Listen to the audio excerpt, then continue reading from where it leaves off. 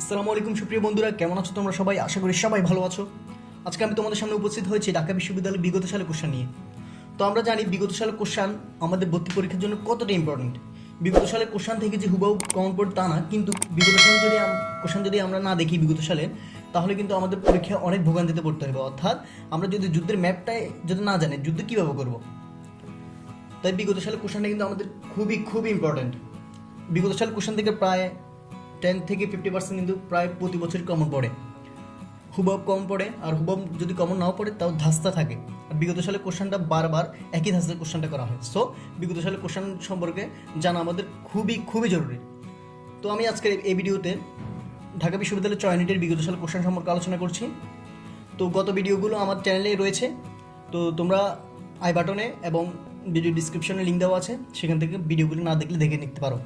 So এত বকবক না করে মূল ভিডিওতে চলে যাই। তোমরা এক নম্বর দেখতে পাচ্ছি পদ্মরাগ কার রচিত উপন্যাস। পদ্মরাগ কার রচিত উপন্যাস, এটা হচ্ছে বেগম রোকেয়া। এই কোশ্চেনটা কিন্তু ভেরি ইম্পর্টেন্ট। এরপর 2 নম্বর দেখতে পাচ্ছি জাতির জনক বঙ্গবন্ধু শেখ মুজিবুর রহমানের আত্মজীবনীমূলক গ্রন্থের নাম কি? আত্মজীবনীমূলক গ্রন্থের নাম হচ্ছে অসমাপ্ত আত্মজীবনী। বাংলাদেশ ও মায়ানমারকে বিভক্তকারী নদীর নাম কি? বাংলাদেশ ও মায়ানমারকে বিভক্তকারী নদীর নাম হচ্ছে কি? নাপ নদী। এটা কিন্তু খুব ইম্পর্টেন্ট কোশ্চেন। রায়বেশী নৃত্য শিল্পকর্মটি কার? রায়বেশী নৃত্য শিল্পকর্মটি হচ্ছে কামরুল হাসানের। রায়বেশী নৃত্য শিল্পকর্মটি কার ছিল? কামরুল হাসান। এরপর 5 নম্বরে দেখতে পাচ্ছি পোর্টাল শব্দের অর্থ কি? পোর্টাল শব্দের অর্থ হচ্ছে তোরণ। তোমাদের পারিভাষিক শব্দ কিন্তু খুবই ইম্পর্টেন্ট। পারিভাষিক শব্দ থেকে কিন্তু তোমরা মাস্ট বি কমন পাবে। পারিভাষিক শব্দ টপিকটা খুব ভালোভাবে পড়ে নেবে, অর্থাৎ 19-এর যেই পারিভাষিক শব্দ ছিল সেগুলো পড়বে, এবং ইন্টার লাইফের যে পারিভাষিক শব্দগুলো তোমরা পড়ে এসেছো সেগুলো রিভাইজ দিবে। এর পাশাপাশি কোশ্চেন ব্যাংকে তো যে পারিভাষিক শব্দগুলো আছে তোমরা সেগুলো খুব ভালোভাবে পড়বে, তাহলে কিন্তু তোমরা খুব সহজে কমন পাবে। এরপর 6 নম্বর দেখতে পাচ্ছি কোন শিল্পী পরবাস্তববাদী নন? এটা হচ্ছে এল গ্রেকো পরবাস্তববাদী শিল্পী নয়। ফিলিস্তিন মুক্তি সংস্থার PLO নেতা কে ছিল? এটা হচ্ছে ইয়াসির আরাফাত। এটা কিন্তু এখন না পড়লেও চলবে, এটা তো ইম্পর্টেন্ট নয়। এরপর আমরা 8 নম্বর দেখতে পাচ্ছি did you come here by car or dash foot? এটার শূন্যস্থান কি হবে? Car or on foot. এরপর 9 নম্বর দেখতে পাচ্ছি শিল্পচার্য জয়নুল আবদিন সংগ্রহশালা প্রতিষ্ঠিত হয় কত সালে? এটা হচ্ছে 1975 সালে শিল্পচার্য জয়নুল আবদিনের সংগ্রহশালা প্রতিষ্ঠিত হয়। সঠিক বানান নিচের কোনটি? তোমাদের বানান থেকে মাস্ট বি কোশ্চেন আসবে, তোমরা বানান এই টপিকটা খুব ভালোভাবে পড়বে, বানান থেকে কোশ্চেন থাকবে। এটা হচ্ছে সঠিক বানান। সঠিক বানান হচ্ছে RENAISSANCE। তারপর 11 নম্বর দেখতে পাচ্ছি প্রাচীন গ্রিসের চিত্রকর্ম অঙ্কন করা হতো কিসের উপরে? এটা হচ্ছে মৃৎপাত্রের গায়ে। এটা হচ্ছে কি? মৃৎপাত্রের গায়ে। এরপর 12 নম্বর দেখতে পাচ্ছি ইউরোপের ধ্রুপদী শিল্প বলা হয় ড্যাশ শিল্পকে। এটা হচ্ছে কোন শিল্পকে ধ্রুপদী শিল্প বলা হয়? এটা হচ্ছে কোনটিকে? এটা হচ্ছে গ্রিক শিল্পকে ধ্রুপদী শিল্প কর্ম বলা হয়। 13 নম্বর দেখতে পাচ্ছি মুরাল অর্থ কি? মুরাল মানে কি? মুরাল হচ্ছে দেয়ালের চিত্র। মুরাল মানে কি? মুরাল হচ্ছে দেয়াল চিত্র। দেয়াল অর্থাৎ দেয়ালে যে চিত্র আঁকা হয় সেগুলো কি বলা হয়? সেগুলোকে বলা হচ্ছে মুরাল। এরপর 14 নম্বর দেখতে পাচ্ছি কোন প্রাচীন সভ্যতায় হাম্মুরাবি আইন প্রচলিত হয়েছিল? হাম্মুরাবি আইন প্রচলিত হয়েছিল হচ্ছে মেসোপটেমিয় সভ্যতা। এটা কিন্তু ইম্পর্টেন্ট কোশ্চেন। এরপর আমরা 15 নম্বর দেখতে পাচ্ছি এন্ডি ওয়ারহোল কোন শিল্পধারার শিল্পী? এটা হচ্ছে পপ শিল্পধারার শিল্পী হচ্ছে এন্ডি ওয়ারহল। এরপর আমরা 16 নম্বর দেখতে পাচ্ছি স্কেচ মানে কি? স্কেচ হচ্ছে খসড়া চিত্র। স্কেচ মানে কি? স্কেচ হচ্ছে খসড়া চিত্র, অর্থাৎ স্কেচ কিভাবে তৈরি করা হয়? স্কেচ হচ্ছে ধরো তোমার সামনে কিছু একটা অবজেক্টিভ রেখে দেওয়া হবে, অর্থাৎ তোমার সামনে একটা ধরো মানুষ রেখে দেওয়া হলো, মানুষের দেখে বলবে যে তুমি মানুষটিকে দেখে একটা স্কেচ তৈরি করো। স্কেচ মানে ছবি মতো তৈরি করো, এটা হচ্ছে স্কেচকে বোঝানো হচ্ছে। কোনটি ছাপচিত্রের সাথে সম্পর্কিত নয়? ছাপচিত্রের সাথে সম্পর্কিত নয় হচ্ছে উড ক্লাবিং। ছাপচিত্রের সাথে সম্পর্কিত হচ্ছে লিনোকার্ট, উড গ্রেভিং, উড অ্যাচিং। এরপর 18 নম্বর দেখতে পাচ্ছি লাতিন শব্দ টেরাকোটা মানে কি? পোড়ামাটির পলকচিত্র। আমরা তো জানি, এটা তো অনেক আগে পড়েছি আমরা। টেরাকোটা মানে হচ্ছে পোড়ামাটির পলকচিত্র। টেরাকোটা মানে কি? পোড়ামাটির পলকচিত্র। পোড়ামাটির পলকচিত্র। ভাস্কর্যে ম্যাকেট বলতে কি বোঝায়? ভাস্কর্যে ম্যাকেট বলতে কি বোঝানো হয়? ভাস্কর্যে ম্যাকেট বলতে বোঝানো হয়েছে মূল ভাস্কর্য নির্মাণের পূর্বে ক্ষুদ্রাকার ত্রিমাত্রিক মডেল। মূল ভাস্কর্য নির্মাণের পূর্বে ক্ষুদ্রাকার ত্রিমাত্রিক মডেল কি বলা হয়? কি? ম্যাকেট।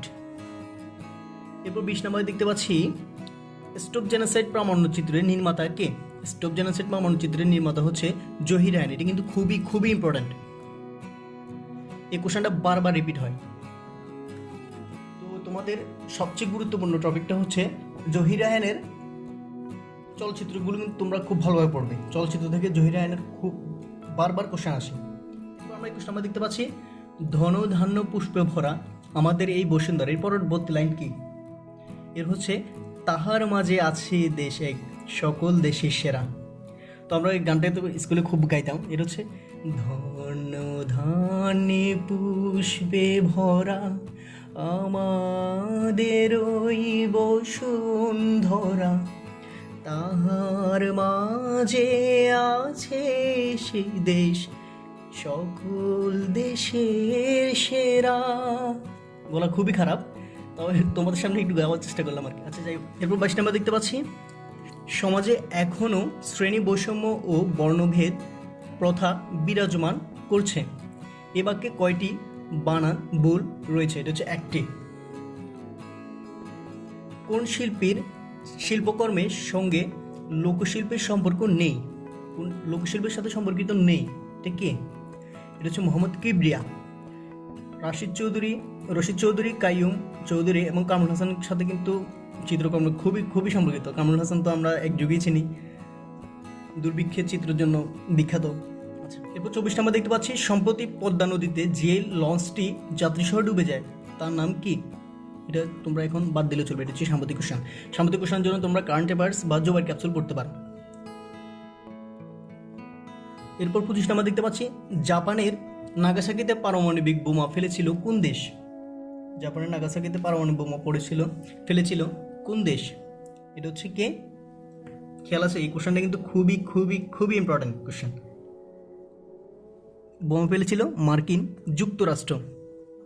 ইম্পর্টেন্ট কোশ্চেন এটা।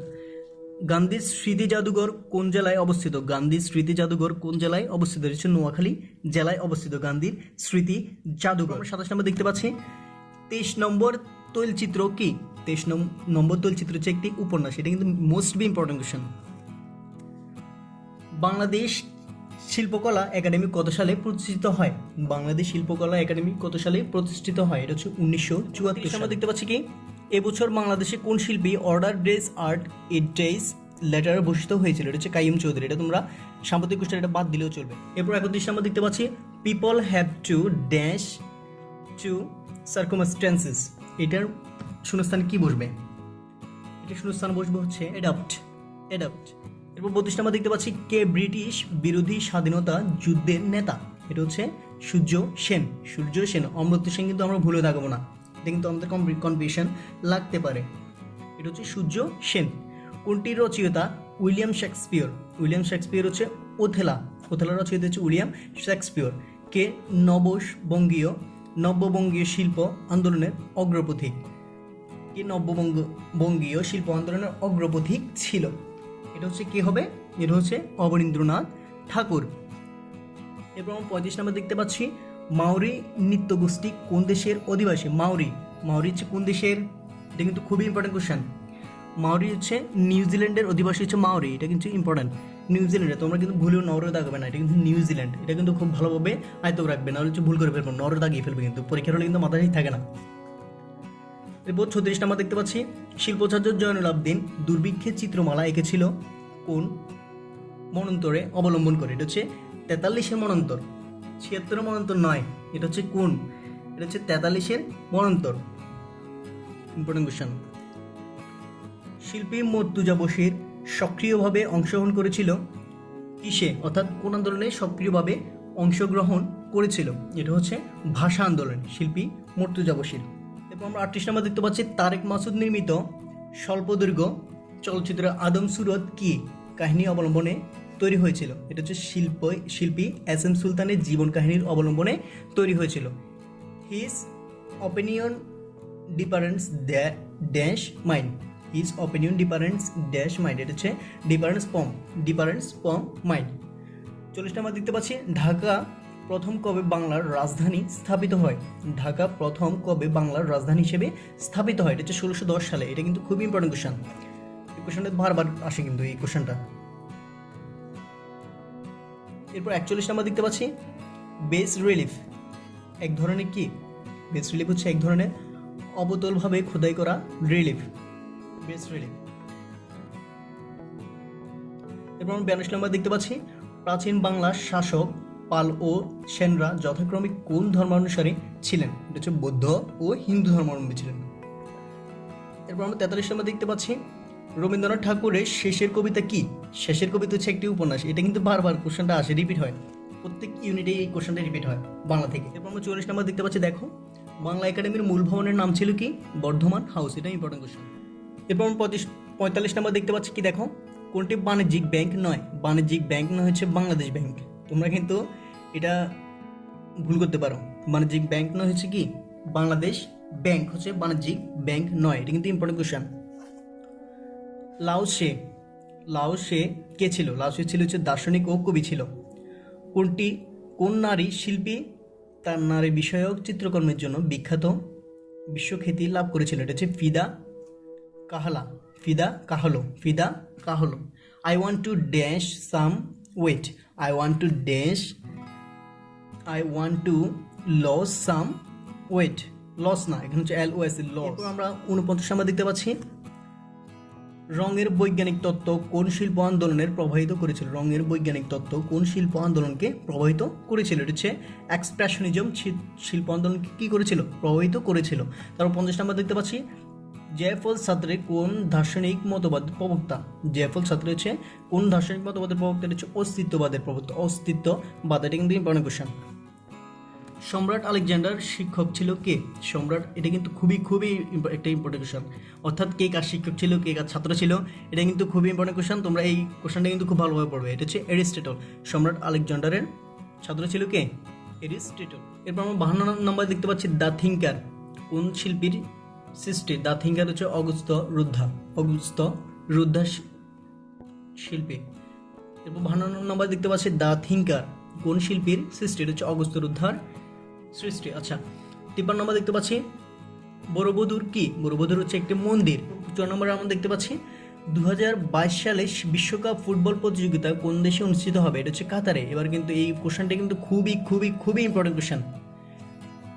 কাতারে কিন্তু এই বিশ্বকাপ কিন্তু অনুষ্ঠিত হবে। 24 সালে কিন্তু অন্য একটি দেশে অনুষ্ঠিত হবে, সেটা কিন্তু তোমরা আপডেটটা জেনে নাও। 5 নম্বরে আমরা দেখতে পাচ্ছি, ছেউড়িয়া কেন বিখ্যাত? ছেউড়িয়া কেন বিখ্যাত? এটা হচ্ছে লালন ফকিরের আগ্রা হিসেবে এটি খুবই বিখ্যাত। এরপর আমরা 56 নম্বর দেখতে পাচ্ছি, পাবনা জেলার রূপপুরে কি ধরনের বিদ্যুৎ উৎপাদন কেন্দ্র নির্মিত হতে যাচ্ছে? এটা হচ্ছে পারমাণবিক বিদ্যুৎ কেন্দ্র নির্মিত হতে যাচ্ছে। তোমাকে পাওয়ার জন্য এই স্বাধীনতা কবিতাটি কার লেখা? এটা হচ্ছে শামসুর রহমানের লেখা, তোমাকে পাওয়ার জন্য এই স্বাধীনতা। উস্তাদ আলাউদ্দিন খাঁর জন্মস্থান কোথায়? উস্তাদ আলাউদ্দিন খাঁর জন্মস্থান হচ্ছে ব্রাহ্মণবাড়িয়ায়। 1971 সালে মুক্তিযুদ্ধে বীরশ্রেষ্ঠ কতজন ছিল? বীরশ্রেষ্ঠ হচ্ছে 7 জন ছিল। এটা কিন্তু ইম্পর্টেন্ট কোয়েশ্চেন। এরপর আমরা 60 নম্বর দেখতে পাচ্ছি, রিক্সা শব্দটি কোন ভাষা থেকে এসেছে? রিক্সা হচ্ছে জাপানি ভাষার একটি শব্দ, হচ্ছে রিক্সা হচ্ছে জাপানি শব্দ। এটা ইম্পর্টেন্ট কোয়েশ্চেন। তো আজকে আমাদের আলোচনা এই পর্যন্তই। কারো যদি বুঝতে অসুবিধা হয় তাহলে কিন্তু আমাকে কমেন্টে জানাতে পারো। যদি কোনো বিচ্যুতি থাকে তাহলে তা ক্ষমা দৃষ্টিতে দেখার জন্য সবাইকে অ্যাডমিশন পরীক্ষার জন্য শুভকামনা রইল। তো সবাই ভালো থেকো। আসসালামু আলাইকুম।